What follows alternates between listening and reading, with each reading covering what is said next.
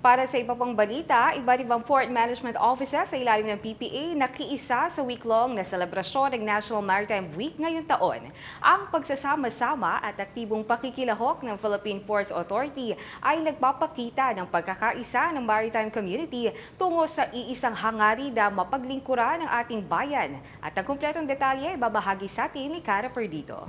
Nagsama-sama ang iba't ibang ahensya ng maritime industry upang pag-igtingin ang pakikipag-ugnayan sa isa't isa para magsagawa ng mga aktibidad na makakatulong sa komunidad bilang selebrasyon ng National Maritime Week nitong Setyembre. Isang napakagandang pagkakataon para sa maritime community ng Region 8 na magkaisa at magpahayag ng kanilang suporta sa pagdiriwang ng selebrasyon na ito. Ang pagkakabuklod at aktibong paglahok sa mga gawain tulad ng Zumba fitness session, seremonya ng wreath laying at dredging of ships or blowing of horns ay nagpapakita ng kanilang dedikasyon hindi lamang sa kanilang propesyon kundi pati din sa pagpapahalaga sa kalusugan na ginanap sa Baseport Tacloban. Kaakibat nito, dumalo at nakiisa rin ang mga kawayan ng PMO Davao sa nagawang opening program para sa National Maritime Week na ginanap sa Sasa Port, kung saan nagsimula ito sa dressing of ships at blowing of horns na sinundan naman ng isang community mass. Naging highlight ng selebrasyon ang mga kulay na performances ng mga maritime students kung saan nagpakitang gilas sa mga ito sa pagsayaw at pagkanta. Matagumpay din na naisagawa ang kick-off program para sa Panalong Pantalan 2023 ng PMO Lanao del Norte Ilican na may temang pagtambayayong at pagpakabana sa pantalan. Ito ay bahagi din ng National Maritime Week na naging tampok ay hoisting of banners, lighting of torch,